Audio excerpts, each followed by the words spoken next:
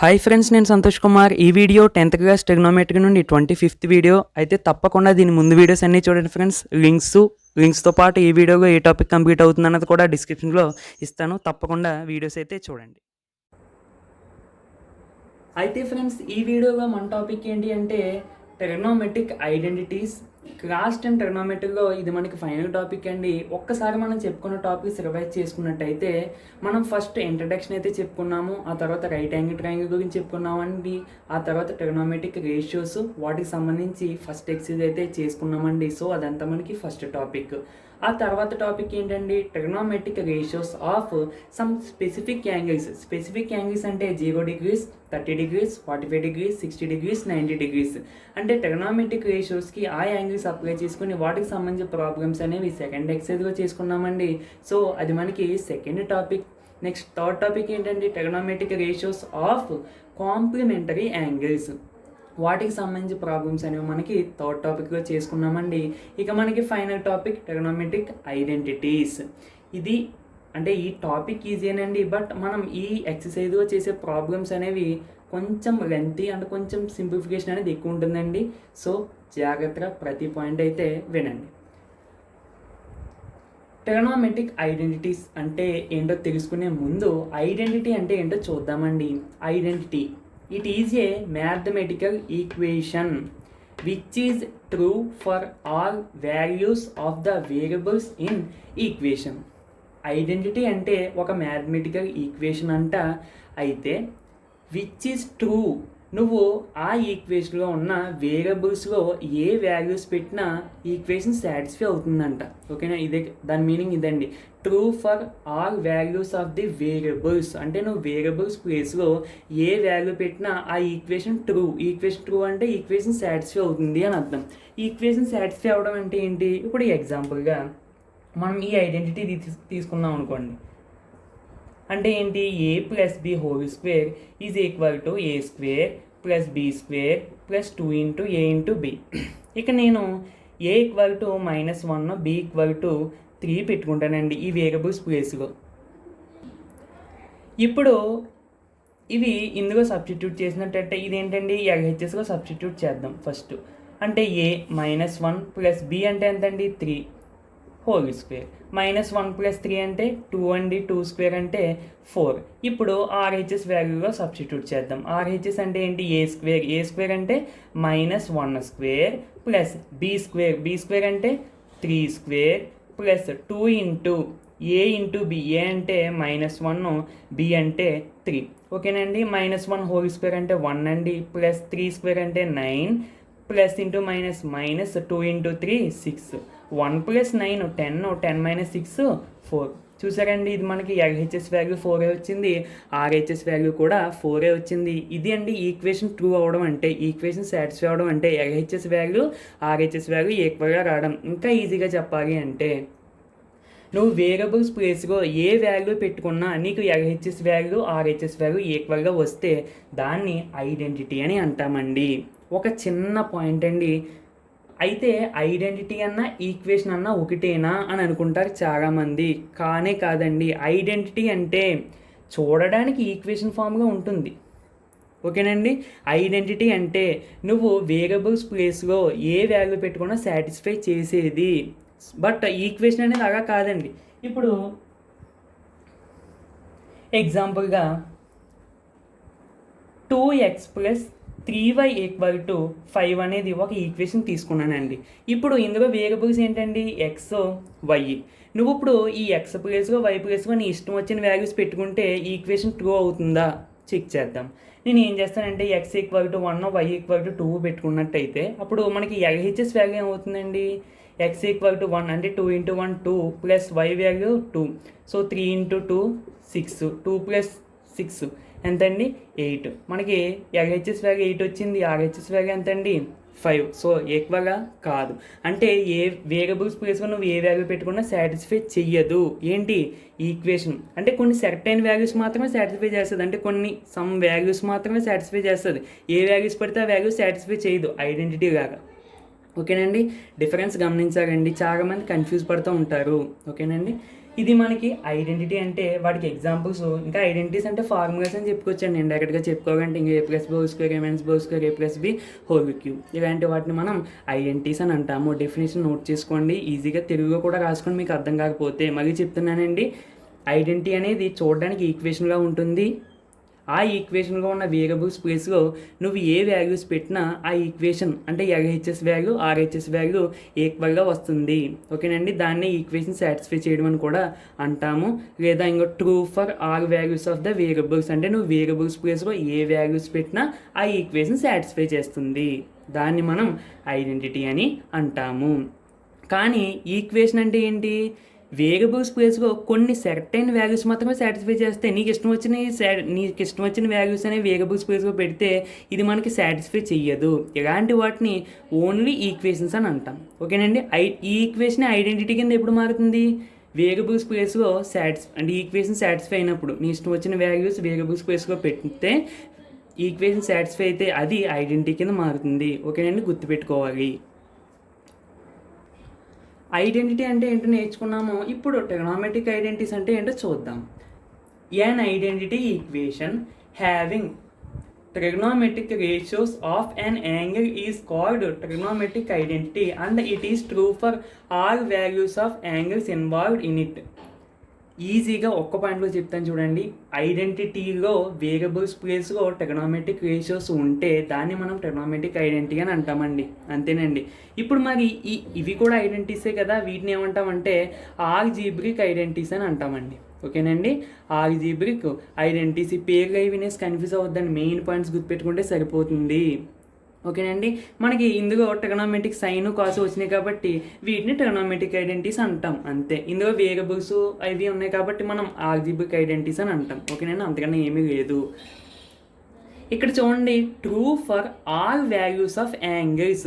ఇక్కడ వేరియబుల్స్ కాబట్టి మనం 1 or 2 మన ఇష్టం వచ్చిన వాల్యూస్ పెట్టుకున్నాం. కానీ ఇక్కడ ట్రిగోనోమెట్రిక్ రేషియోస్ కాబట్టి ట్రిగోనోమెట్రిక్ రేషియోస్గా మనం యాక్చువల్గా ఏ సబ్స్టిట్యూట్ చేసుకుంటామండి? యాంగిల్స్ మాత్రమే సబ్స్టిట్యూట్ చేసుకుంటాం. అవునా కాదా? సో ఇక్కడ అందుకని చెప్పి true for all values of angles involved in it అంటే ఈక్వేషన్. ఇక్కడ ఏంటి? True for all values of the variables in the equation. ఇక్కడేంటి? True for all values of angles involved in it. అంతేనండి. మామూలుగా ఐడెంటిటీ ఆల్జీబ్రిక్ ఐడెంటిటీ అంటే variables ఉంటాయి. అదే identity variables ప్లేస్లో ట్రిగోనోమెట్రిక్ రేషియోస్ వస్తే వాటిని ట్రిగోనోమెట్రిక్ రేషియోస్ అని అంటాం. ఓకేనండి, డెఫినేషన్ అది ఈజీ నోట్ చేసుకోండి. వీటికి examples sin square θ plus cos square θ equal to 1, secant square θ minus tan square θ equal to 1, cosecant square θ minus cot square θ equal to 1. ఓకేనండి, ఇవి ఎలా వచ్చాయి అనేది మనం ఇప్పుడు చూద్దాం. జస్ట్ ఒక ఎగ్జాంపుల్గా రాసిన అంతే.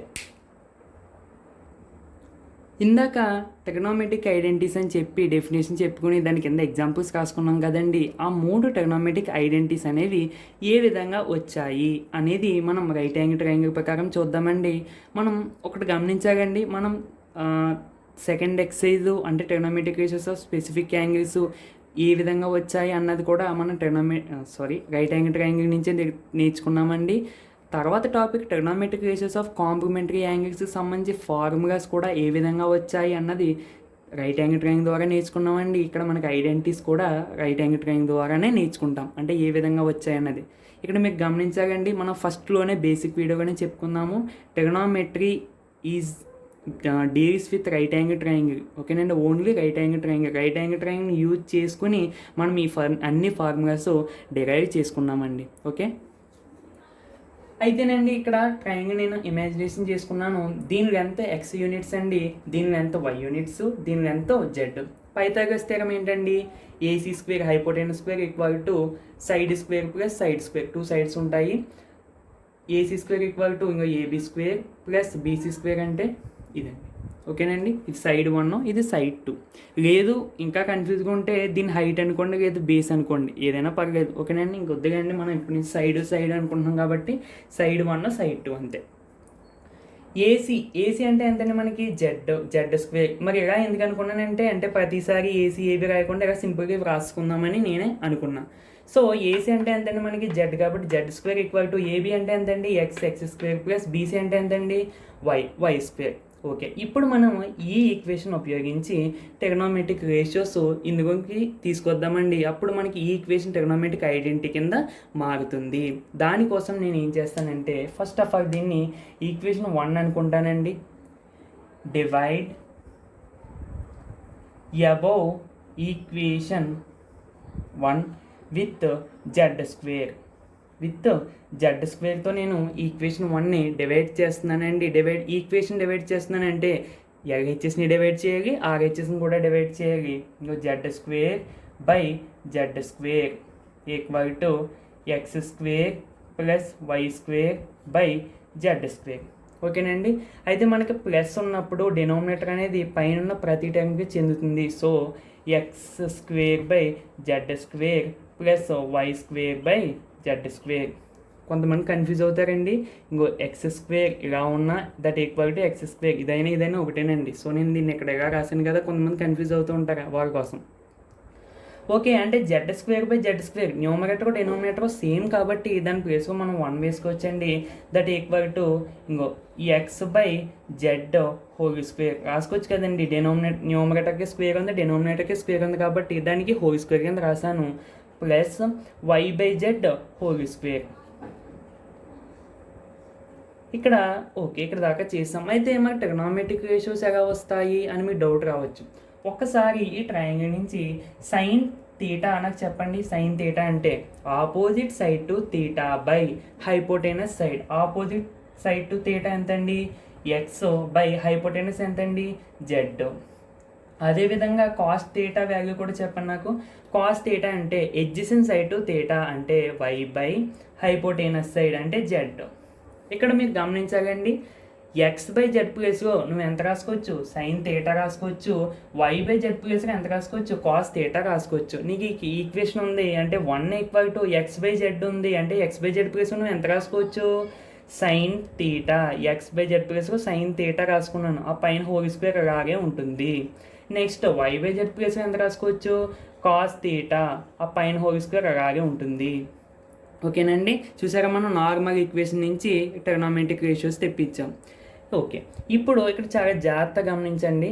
సైన్ థీటా హోల్ స్క్వేర్ ఉంది అంటే that equal to sine square theta అవుతుంది. సైన్ స్క్వేర్ థీటా ఈ పైన పెట్టాలండి. ఈ యాంగిల్కి థీటా చెందదు, ఈ యాంగిల్కి చెందదు, జస్ట్ ఈ ఫంక్షన్కి మాత్రమే చెందదు. Sine square theta, sine square theta. So 1 equal to sine square theta plus ఇక్కడ కూడా ఏమవుతుందండి? Cos square theta. దీన్నే మనం ఎలా రాసుకోవచ్చండి? Sine square theta plus cos square theta is equal to 1. Reverse చేసి రాసిన మనకి వాల్యూ అనేది చేంజ్ అవ్వదు. చూసారండి, ఇది మనకి ఒక ఐడెంటిటీ అని చెప్పుకోవచ్చు. అదేంటి ఐడెంటిటీ అని ఎలా చెప్పేస్తావు? వాల్యూస్ మనం సబ్స్టిట్యూట్ చేసుకుని చూడాలి కదా అంటే చూద్దాం సరదాగా. ఇక్కడ థీటా ప్లేస్లో నువ్వు ఏ వాల్యూ పెట్టుకున్నా నీకు ఆన్సర్ 1 రావాలి. ఏదో వద్దండి, మనకు తెలిసింది 30 డిగ్రీస్ పెట్టుకోవచ్చండి, ఇంకేం అవసరం లేదు. 30 డిగ్రీస్ ఇందులో సబ్స్టిట్యూట్ చేద్దాం. ఫస్ట్ ఎల్హెచ్ఎస్ వాల్యూ ఎంతో చూద్దాం. ఎల్హెచ్ఎస్ అంటే ఏంటి? Sign square theta plus cos square theta. Theta place ఎంత పెట్టుకోవచ్చు అన్నారు? 30 డిగ్రీస్. సైన్ స్క్వేర్ 30 అంటే సైన్ 30ని స్క్వేర్ చేయడమే. సైన్ 30 అంటే ఎంత? 1/2. దీన్ని హోల్ స్క్వేర్ చేసేయడమే. కాస్ 30 అంటే ఎంత? √3/2. దీన్ని హోల్ స్క్వేర్ చేసేయడమే. ఓకేనా అండి? ఇప్పుడు దీని వాల్యూ 1/2 ఈ స్క్వేర్ పై దానికి వస్తుంది, కింద దానికి వస్తుంది. 1/2 స్క్వేర్ అంటే 4 ప్లస్ దీనికి వచ్చినప్పుడు ఏమవుతుందండి? √3 whole square. Root square cancel, 3/4. Okay, మనకి డినోమినేటర్స్ ఈక్వల్గా ఉన్నాయి కాబట్టి 1 + 3/4. 1 + 3 అంటే ఎంత అండి? 4/4. That equal to 1. ఇది ఏ వాల్యూ అండి? LHS value. ఆర్హెచ్ఎస్ వాల్యూ ఎంత వచ్చింది? 1. So LHS equal to RHS. అంటే నువ్వు థీటా ప్లేస్లో 30 కాదు, 0 పెట్టుకున్నా, 30 పెట్టుకున్నా, 45 పెట్టుకున్నా, 60 పెట్టుకున్నా, 90 పెట్టుకున్నా కూడా నీకు ఈ ఐడెంటిటీ అనేది సాటిస్ఫై చేస్తుంది.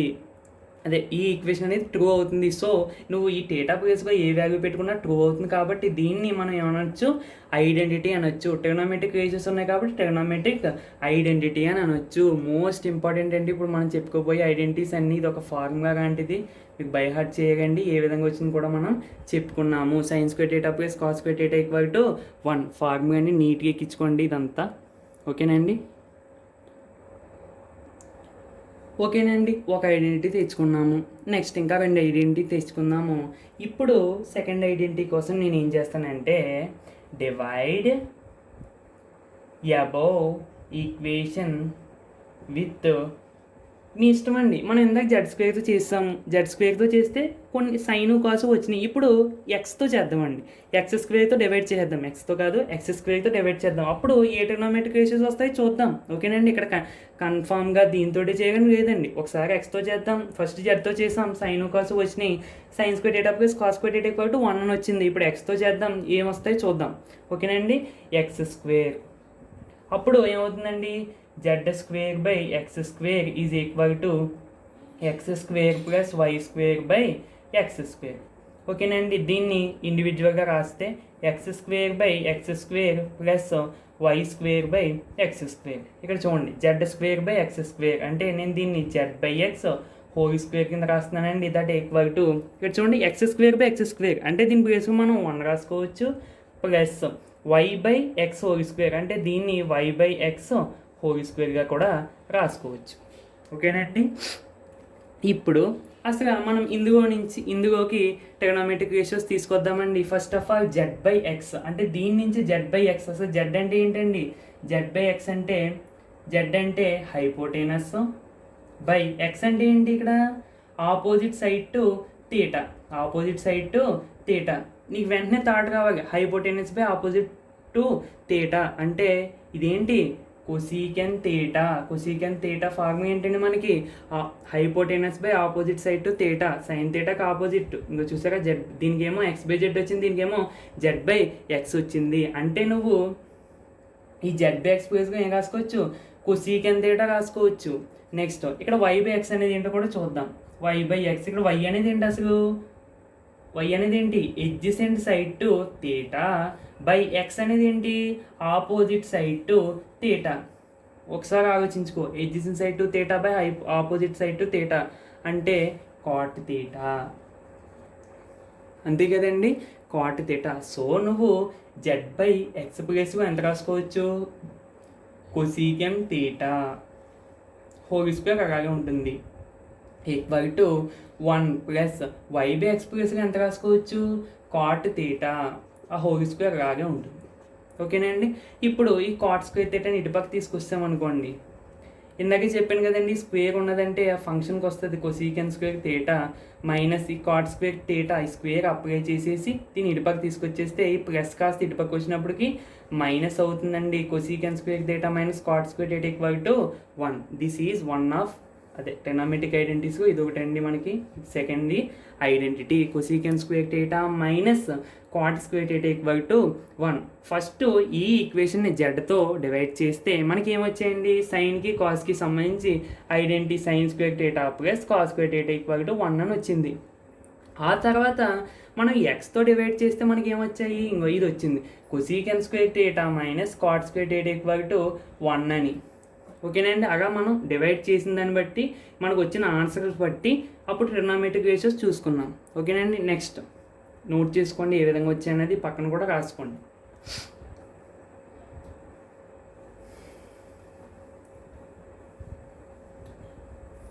ఓకే, నెక్స్ట్ ఎక్స్ స్క్వేర్తో డివైడ్ చేసాము, జెడ్ స్క్వేర్తో కూడా డివైడ్ చేసాము. మిగిలింది ఏంటి, డివైడ్ అబోవ్ ఈక్వేషన్ విత్ దేంతోనండి, వై స్క్వేర్తో చేస్తే సరిపోతుంది. So Z square by Y square equal to X square plus why square by Y square. That equal to X square by Y square plus why square by Y square.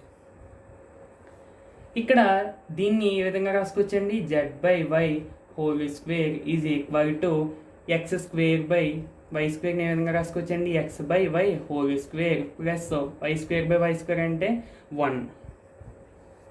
అయితే ఇక్కడ Z/Y అంటే మన triangle నుంచి ఏమవుతుందో చూద్దాం. First Z/Y అంటే ఏంటి? Z అంటే ఏంటి? హైపోటెనస్ బై Y అంటే ఏంటి?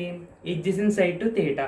Adjacent side to theta. Okay, hypotenuse by adjacent side to theta అంటే దేనికి ఆపోజిట్? కాస్కి ఆపోజిట్. సో కాస్కి ఆపోజిట్ ఏంటి? సీకెన్ థీటా అని చెప్పానండి ఫార్ములాస్. మీకు ఒకసారి మర్చిపోతే తప్పకుండా చూడండి ఆ videos, previous videos. Okay, next X/Y. X అంటే ఏంటి? ఇక్కడ opposite side to theta by y అంటే ఏంటి? Adjacent side to theta. Opposite side to theta by adjacent side to theta అంటే tan థీటా. tan theta. ఇప్పుడు Z/Y ప్లేస్లో మనం ఎంత రాసుకోవచ్చు? సీకెన్ థీటా హోల్ స్క్వేర్ అలాగే ఉంటుంది. ఈక్వల్ టు X/Y ప్లేస్లో ఎంత రాసుకోవచ్చు? tan theta whole square plus 1. Squares apply చేస్తే secant square theta equal to tan square theta plus 1. ఓకేనండి, ఇప్పుడు ఈ tan స్క్వేర్ థీటాని ఇటుపక్క తీసుకొద్దామండి. Secant square theta minus tan square theta equal to 1. ఇదొక ఐడెంటిటీ అండి మనకి. ఇక నేను ఐడెంటిటీ అంటున్నాను కదా, మీ ఇష్టం అండి. మీకు ఏ వాల్యూస్ థీటా ప్లేస్గా ఏ వాల్యూస్ పెట్టుకున్నా మనకి ఆన్సర్ తప్పనిసరిగా LHS is equal to RHS వస్తుందండి. ఈక్వేషన్ ట్రూ అవుతుంది నువ్వు థీటా ప్లేస్లో ఏ వాల్యూస్ పెట్టుకున్నా. సో మనకి టోటల్గా వచ్చిన 3 ఐడెంటిటీస్ ఏంటండి? Sine square theta plus cos square theta equal to 1, secant square theta minus tan square theta equal to 1, next cosecant square theta minus cot square theta equal to 1. 3 చాలా చాలా important అండి మనకి. ఈ identities 3 ఏ విధంగా వచ్చాయన్నది కూడా మనం ఈ వీడియోకి అయితే చెప్పుకున్నాము. అయితే మీకు ఒక డౌట్ రావచ్చండి, అసలు మనం ఈ ఈక్వేషన్ని వీటితో డివైడ్ చేస్తే అంటే చెయ్యాలన్న థాట్ ఎందుకు వస్తుంది అని అంటే, మీరు ట్రిగ్నోమెట్రిక్ రేషియో ఏది తీసుకున్నా, అంటే సైన్ తీసుకున్నా, కాస్ తీసుకున్నా, tan తీసుకున్నా, కొసీకెన్ తీసుకున్నా, సీకెన్ తీసుకున్నా, కాట్ తీసుకున్నా తప్పనిసరిగా ఒక ఫ్రాక్షన్ ఫామ్గా ఉంటుంది. అంటే మీరు సైన్ తీసుకుంటే ఆపోజిట్ బై హైపోటెనస్ అని ఉంటుంది. అదేవిధంగా కాస్ తీసుకుంటే ఎడ్జసెంట్ బై హైపోటెనస్ అని ఉంటుంది. అదేవిధంగా మీకు కొసీకెన్ తీసుకున్నా, కాట్ తీసుకున్నా, సీకెన్ తీసుకున్నా తప్పనిసరిగా 1 సైడ్ బై 1 సైడ్ ఉంటుంది. అంతేనా కాదండి? అంటే మనకి ఒకటి ఈక్వేషన్ ఉంది, కానీ ఇక్కడ డినోమినేటర్స్ సైడ్స్ కింద లేవు. ఆ సైడ్స్ మనం తెప్పించుకోవడం కోసం ఒక్కో టర్మ్ని డివైడ్ చేసుకుంటాం. ఎప్పుడైతే మనం డివైడ్ చేసాం ఇంకా ఫ్రాక్షన్ ఫామ్గా వస్తుంది. ఓకేనండి, ఈ ఫ్రాక్షన్ ఫామ్ని బట్టి మనం ట్రిగ్నోమెట్రిక్ రేషియోస్ తెచ్చుకుంటాం. ఎలాగా? ఈ ట్రయాంగిల్ని ఉపయోగించి. ఓకేనండి, ఆ థాట్ ఆ టైంకి రాదు అంటే మనం ఐడెంటిటీస్ కనిపెడుతున్నాం కాబట్టి. ఇది యాక్చువల్గా ఎగ్జామ్గా ఏం అడగండి, జస్ట్ తెలుసుకోవాలని అనుకున్న వాళ్ళకి చెప్తున్నాను అంతే. ఓకేనండి, ఇది ఫ్రెండ్స్ మనకి ఈ 3 ఐడెంటిటీస్ ఈ విధంగా వచ్చాయి. జస్ట్ ఈ ఒక్క ఈక్వేషన్ నుంచి మనకి ఈ 3 ఐడెంటిటీస్ వచ్చాయి. ఐడెంటిటీకి ఈక్వేషన్కి మీకు డిఫరెన్స్ గమనించాలండి. ఫస్ట్లో చెప్పాను నేను దాని గురించి. ఒకసారి అర్థం కాకపోతే వీడియో వెనక్కి వచ్చి మళ్ళీ చూడండి ఫ్రెండ్స్. నచ్చితే తప్పకుండా లైక్ అయితే చేయండి. అదేవిధంగా మీ ఫ్రెండ్స్కి షేర్ చేయండి. నెక్స్ట్ వీడియోలో మళ్ళీ కలుద్దాం. Thank you for watching. మళ్ళీ చెప్తున్నాను, ఇవేమి మీకు ఎగ్జామ్గా పడవు. జస్ట్ ఈ 3 ఫార్ములాస్ చదివితే సరిపోతుంది. అర్థమైతే ఓకే, అర్థం కాదు మీకు నేర్చుకోవాలి అని అనుకుంటే మళ్ళీ వచ్చి చూడండి. ఓకేనండి, కానీ ఈ 3 ఫార్ములాస్ సరిపోతాయండి. ఈ ఫార్ములా ఎలా వచ్చింది అని ఏం అడగడు. ఓకేనండి, బట్ మీకు ఎలా వచ్చిందో చెప్పాలి కాబట్టి నేను చెప్పాను అంతే.